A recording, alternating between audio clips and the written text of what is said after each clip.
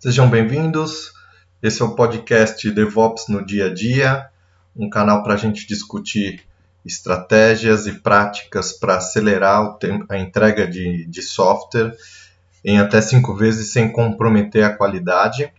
Eu sou o Fernando e no episódio de hoje eu trouxe aqui uma discussão sobre a questão do débito técnico. Será que o débito técnico pode atrasar a entrega de software? O que é o débito técnico, né? O débito técnico, olhando para a base de código, olhando para a arquitetura da aplicação, ele resulta, ao longo do tempo, na piora da qualidade da base do código, em detrimento da própria atitude da equipe e muitas vezes em detrimento do próprio prazo, né? A galera da área de negócios sempre colocando prazo bem agressivo, e os times de desenvolvimento acabam por normalmente tendo que optar priorizando a questão da entrega ao invés de conseguir, junto com o prazo daquela entrega, conseguir manter uma boa qualidade da base de código, uma boa qualidade de arquitetura, uma boa qualidade funcional da própria aplicação. Mas eu trouxe aqui para a gente falar um pouquinho dessa questão do débito técnico, se ele pode ou não atrasar a entrega de software, né, entregar valor para o mercado, que é efetivamente o que interessa para toda a companhia. Eu trouxe aqui para ilustrar essa discussão um estudo de caso do LinkedIn, né? Estudo de caso, o LinkedIn passou por alguns problemas críticos ali por volta de 2011, quando ele fez o IPO, mas 6 meses e depois do IPO, o LinkedIn ainda tinha sérios problemas problema recorrente com o próprio deploy das aplicações, né? Resgatando um pouquinho do histórico, o LinkedIn ele começou a operação em 2003 e naquela época eles tinham por volta de 2.700 membros, né? Em 2004 já passou para 1 milhão, a base de usuários passou para 1 milhão. Em 2015 já tinha 350 milhões a base de usuário, né? E lógico, esses 350 milhões utilizando a aplicação diariamente, dezenas de milhares de consultas, de requisições, gerando milhões de consultas nos sistemas internos.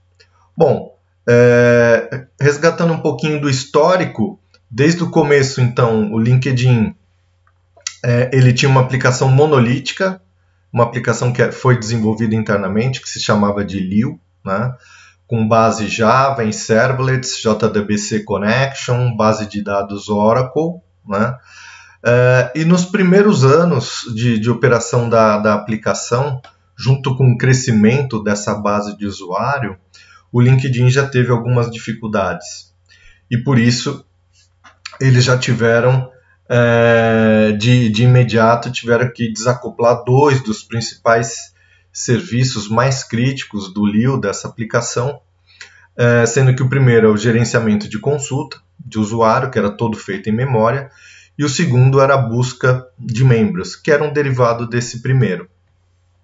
Em 2010, já se começou a pensar no desenvolvimento de serviços fora do Leo, né? Mas ainda com alguma dependência e principalmente porque, dada a arquitetura da aplicação, tinha-se muita dificuldade, como eu falei, de realizar deploy, e a atualização da aplicação ela comportava uma atualização no mínimo a cada 2 semanas. Então, um prazo bem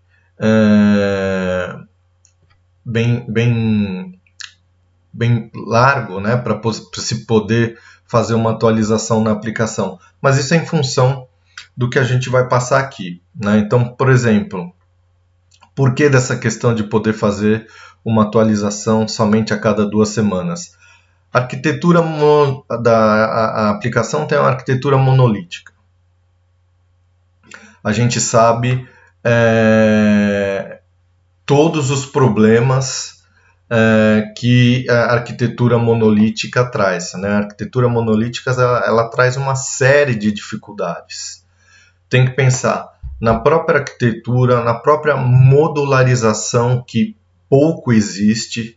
Isso trabalha diretamente na forma como os desenvolvedores trabalham, como isso está arranjado dentro do version control, né, no repositório de código. Né? Normalmente isso tira muito a agilidade dos times para proverem alteração e modificação no código-fonte e até mesmo na estrutura de buildar a aplicação. Sem contar que provavelmente isso deve levar um bom tempo para se fazer o tempo de demora do build da aplicação.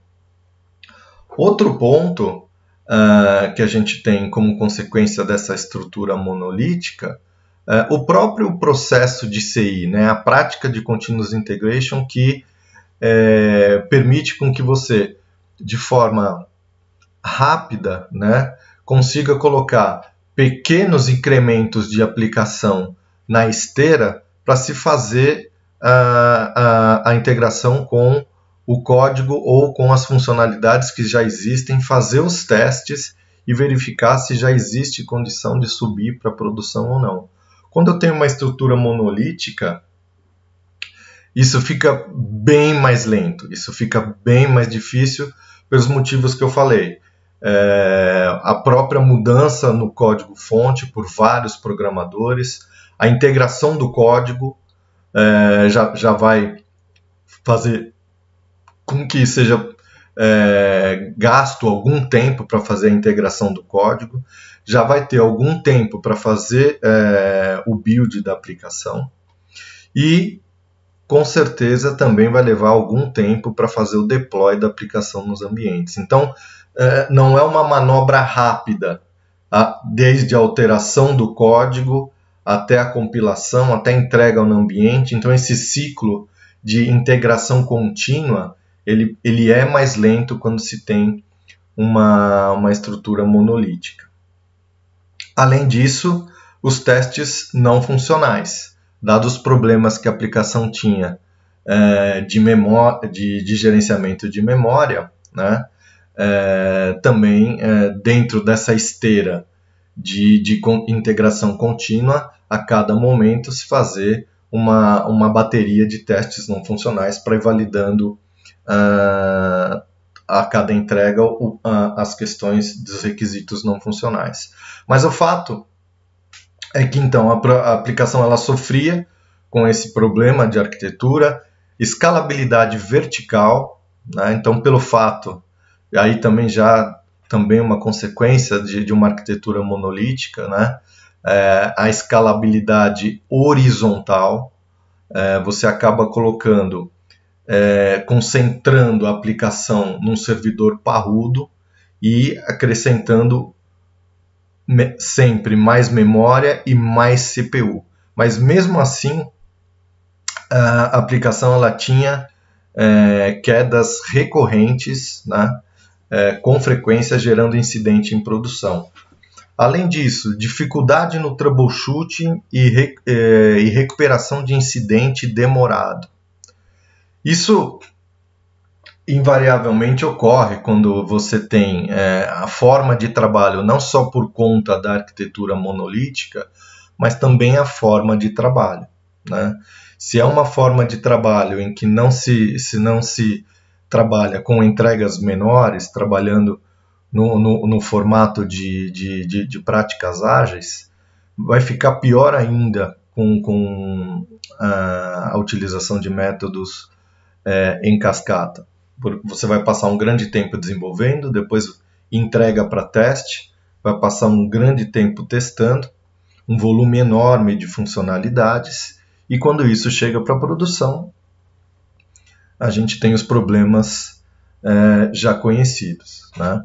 Então, por conta de todos esses motivos, também a gente tem a dificuldade de liberar novas versões, por tudo que eu que a gente já comentou aqui, e um resultado clássico, né, desse tipo de atividade, com esse tipo de arquitetura, e ainda mais pressionado por resultado, já que estava à véspera de IPO, né, é muito comum os times virarem noite, né? E aí começa a criar aquele ambiente onde cada vez que vem uma mudança dessa aplicação, todo mundo já fica com um pé atrás, já querendo colocar uma série de controles no processo, até para barrar e evitar problema ou incidente em produção. E acaba sendo oneroso até para o próprio negócio, né? Porque um time acaba criando tantos controles para poder barrar a mudança, porque sabe que a aplicação vem com uma série de problemas, e nada de errado com isso, né? Mas é um trade-off, porque ao mesmo tempo que se precisa ter resultado de negócio, você é obrigado a desacelerar as entregas dessa aplicação específica, por exemplo, ou de qualquer uma outra aplicação que seja problemática na esteira, em decorrência de tantos problemas que ela gera, né? Então, o que é importante fazer, né? Continuando aqui no estudo de caso, então esses são os principais problemas que a aplicação Leo do LinkedIn tinha, e chegou num ponto em que não era possível mais conviver com tantos problemas, com uma rotina diária de times virando para resolver problemas diariamente em produção, virando final de semana e virando noite.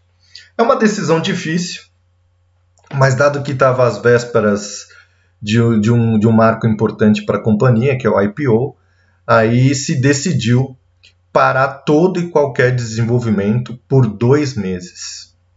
Foi uma virada de chave grande, e normalmente é assim que funciona, é assim que se dá o exemplo, né?